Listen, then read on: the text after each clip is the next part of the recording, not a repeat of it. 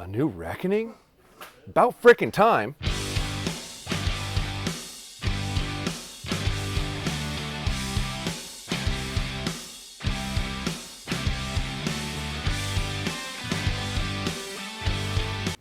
Hello and welcome back to the YouTube channel. MFJJ here with 2023 Bowtech bows, talking about the Bowtech Reckoning Gen 2 36. And if you think that's a mouthful, wait till I give you the specs breakdown. Oh my God, there's so many different options. But what I am super jacked about, and wish they would have put this on their hunting bows, is this little feller right here. You know, you're all probably familiar with this if you've been paying attention and following along how you adjust your wheeling. But did you know now you can adjust your timing without twisting a cable? Tell me that's not cool as hell. Loosen your lock screw, twist your drive screw, and voila, you've changed your timing. I'm super psyched about that. This has been needed for a long time. Put it on your hunting bows, please. Okay, that being said, this bow is available in actually 3 wheelbases. I'll only have the 2 on here because it's the only ones we have specs for, because they do make this in a SD, they call it, for a short drop. So the medium wheel, which is what's on here, is a 25.5 to 29.5. The long wheel is a 28.5 to 32.5. We don't have a long wheel to test. We only have the medium. The small wheel, I want to say, goes down to like 23. So for you ladies out there that want a target bow or a target accurate type of bow, they actually do make it. You can get it in 50, 60, 70 pounds. The sample we have here is 60 pounds. So we're going to test that with 300 grain arrows at 29.5 inches, because that's as close to IBO as I can get it, or ATA, whatever you want to call it. Medium cam weighs 4.6 pounds, long cam weighs 4.7 pounds. Brace height's 6 3/4, and the long is just over 7 inches. So let's measure a couple of these things and see what we come up with. Our axle to axle is spot on 36, and that's what it's supposed to be. Our brace height's supposed to be 6 3/4, which is a gorgeous number. And it's spot on 6 3/4. Mind you, these are prototypes. They're not 100%, so that's a pretty good number.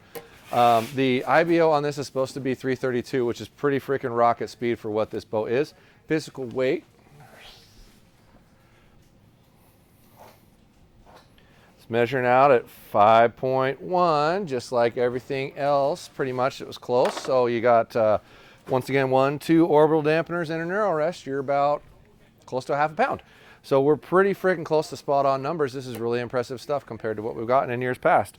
So without further ado, let's send an arrow out of this bad mamma jamma. Mind you, these are 300 grain arrows, not 350 grain arrows, because this is 60 pounds, not 70 pounds. And that should give us a fair, equal numbered comparison. Wow, that's got a wall like a rock.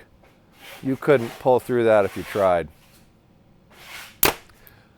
Little forward movement, because it is more of a target bow forward movement slope, but residual vibration dies really quickly. I'm going to point this out. This guy right here, this little draw stop here, is why you feel that massive back wall. It's elongated, so as the cable comes around and hits it, it's got a bigger surface. Just like a rock. You'd have to actually shoot it to believe it. It's quite different. All right, here we go. Arrow number 2. We only have 2 arrows because I broke one the other day, so sorry. We're shooting 2 per each instead of 3. That feels fast, man. We'll see what we come up with. We are on comfort, so we'll shoot on comfort and performance for you.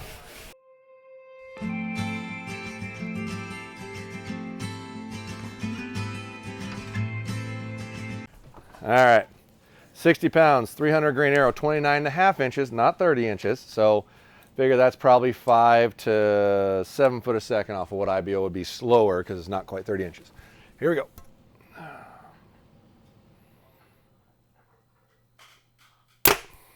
315.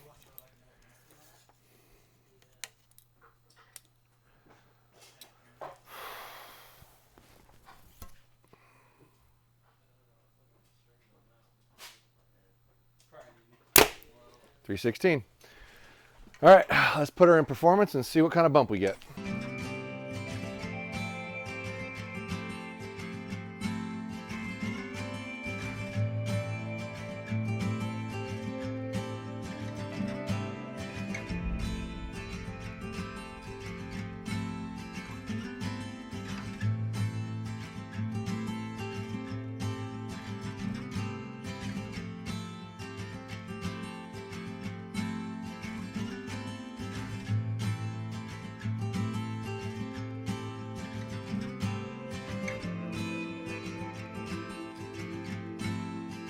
think I did it right. We're at performance at 29.5 inches on the Reckoning Gen 2 36 at 60 pounds with a 300 grain arrow. Hopefully I did it right. 29.5, I said that.